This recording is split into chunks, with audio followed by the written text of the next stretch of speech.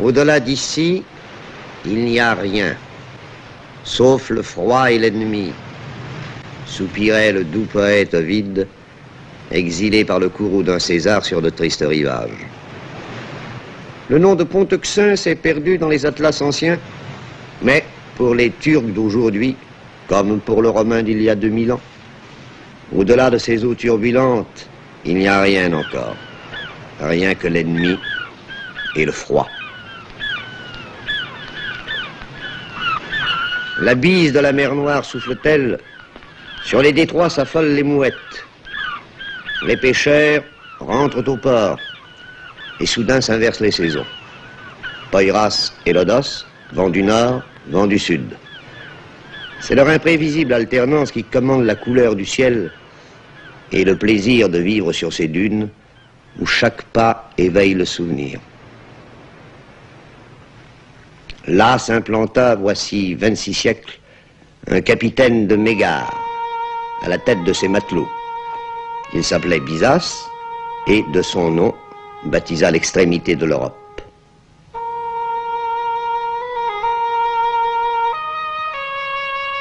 Byzance devint Constantinople, puis Stamboul, sans cesser d'être en armes la conciergerie des détroits. Enlacée par le fleuve marin qui fait sa diversité, la triple ville est inséparable du Bosphore. Elle porta 3 noms dans le temps, elle garde 3 noms dans l'étendue. Stamboul, c'est Galata, et aussi Scutari. 2 continents qui, au bord de l'eau, se souviennent chacun d'autre chose.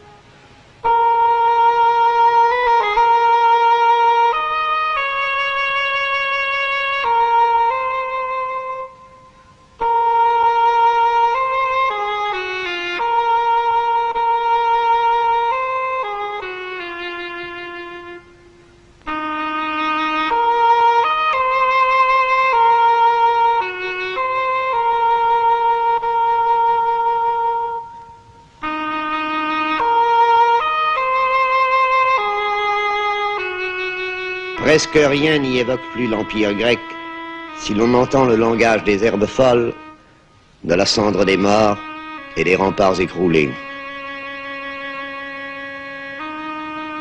Au-delà de ces murailles commence l'Asie, avec cette Anatolie fauve et ocre, si méconnue, presque inchangée.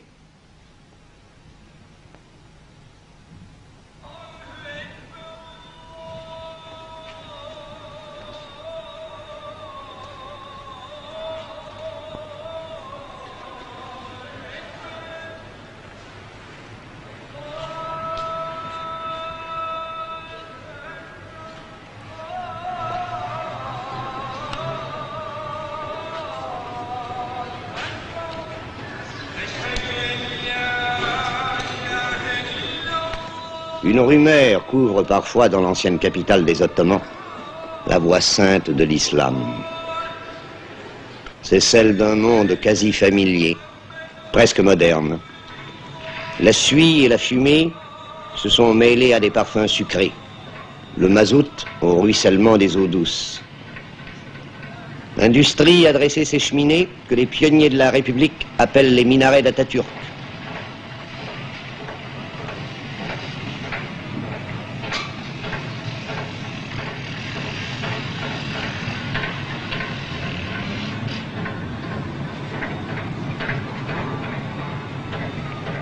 Les caïques servent de péniche.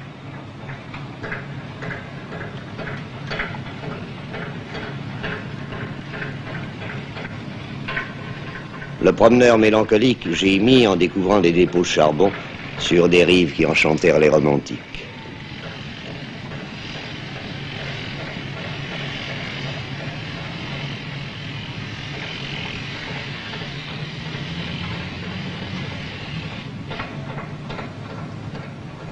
Mais pour cette âme friande d'harmonie, se dressent encore les 425 mosquées de Stamboul, héritage préservé du califat. Le temps s'est arrêté dans ce sanctuaire, dédié à la mémoire de Mahomet II, El-Fatih, qui força les défenses de la deuxième Rome. Un sortilège frappe de torpeur ce pieux refuge, clos sur lui-même, dans le murmure d'une des 11 000 fontaines qu'offrirent à la communauté les donateurs d'autrefois. Seule la prière y rythme les airs, elle, et les ablutions qu'impose le rite aux fidèles.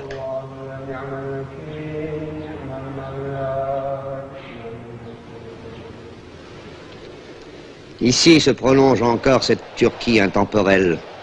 Elle s'appelait Asie mineure, dans les relations de voyage d'écrivains démodés. Elle se survit sans doute, mais le meilleur d'entre elles est retourné à la terre, en ces cimetières voués à toutes les croyances, îlots de paix, où de blanches pierres sont noyées dans la verdure, livrées à la nature, dépourvues de ces grillages solennels qui, ailleurs, isolent les disparus des exubérances de la vie.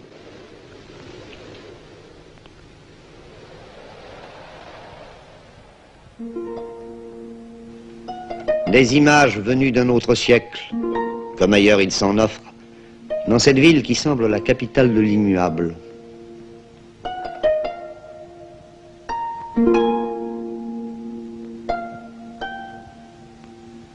Ces hommes, égrenant leur chapelet entre des doigts sans repos, seule la tradition guide leurs gestes, eux qui connurent l'agonie de l'Empire ottoman.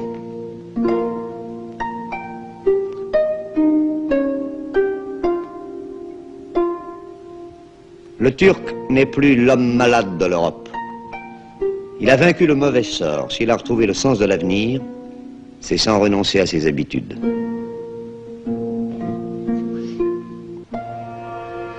Tour à tour, Stamboul se fait métropole de rêve, ou château des brouillards, que les couleurs s'y affinent ou se brouillent.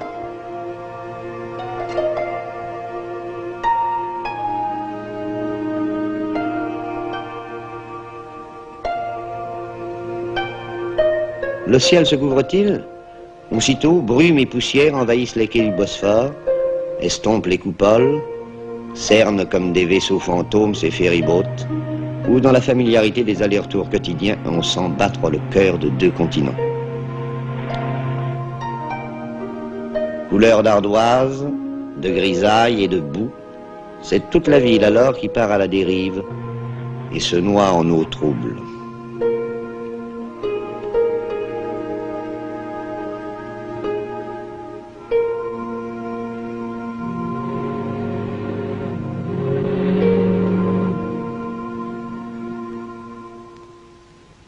Mais tout change au gré des vents, et dans une lumière soudain limpide,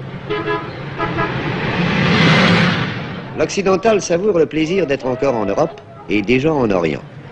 Orient familier, même si les faubourgs y gardent des airs de campement, Orient trompeur, mais ouvert à l'étranger par un peuplement composite, une tradition commerçante et la vocation européenne de la République. Dans un parfum de pastèque et d'orange, de résine et de thym, sur les marchés se confondent la malice levantine et la rudesse anatolienne, l'hérédité mongole ou l'ascendance balkanique d'un peuple solide et taciturne, bien vivant, sinon bon vivant, frugalement nourri, sobrement abreuvé de yaourt et d'eau claire, de limonade et de sirop de cerise.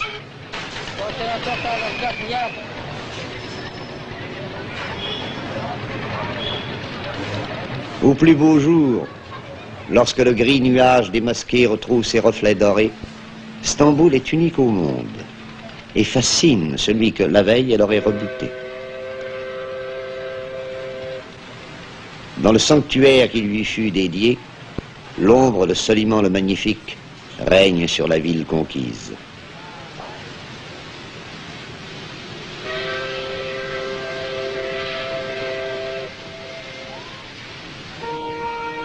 Le souvenir des Génois et des Vénitiens s'accroche au flanc de Péra.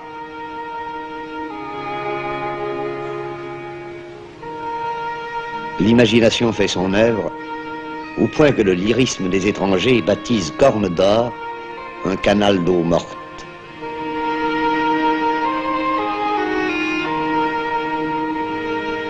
Charriant ses courants contraires, mer d'eau douce et fleuves salés, le Bosphore se fait enjôleur, enlaçant 7 collines vénérables.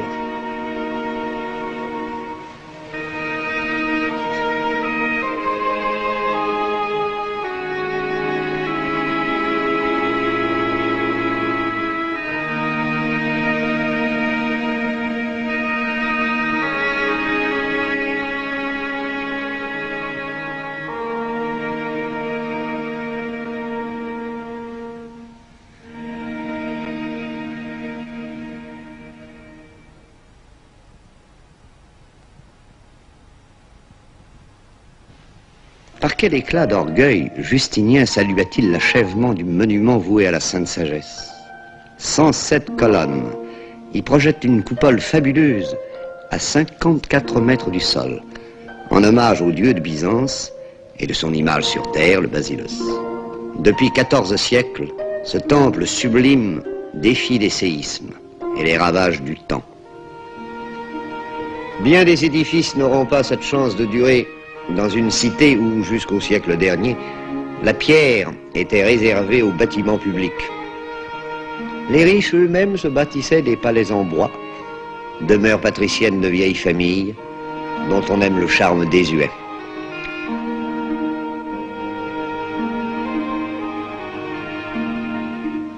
Derrière ces yalis craquant au vent, toute une ville sous ses coupoles fait le gros dos au soleil. Elle dresse ses ogives étirées, ses arabesques pour kiosques à musique, au bord de l'avenue liquide que Léandre traversait chaque nuit pour étreindre sa bien-aimée. Stamboul a toujours le dernier mot.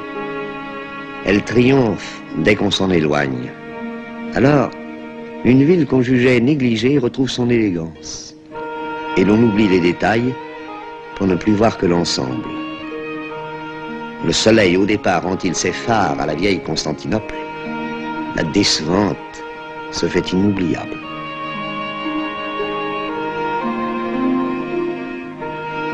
Il n'est pas un voyageur qui n'en soit amoureux lorsque, dans un crépuscule chargé de nostalgie, il dit adieu aux barques de pêche qui se balancent sur la rive orientale devant les petits ports d'autrefois.